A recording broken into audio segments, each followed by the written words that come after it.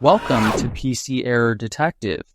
In this video, I will show you how to remove apps from desktop in Windows 10, step by step, so you can keep your desktop clean and organized. Step 1.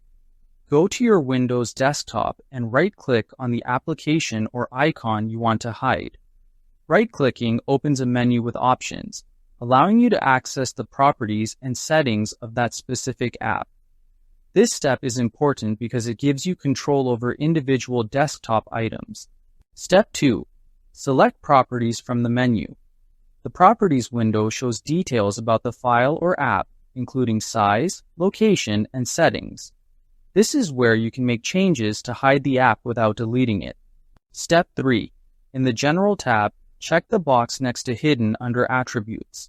The Hidden option allows Windows to remove the icon from your visible desktop view while keeping the app on your computer. This keeps your files safe while cleaning up your desktop. Step 4. Press Apply and then OK.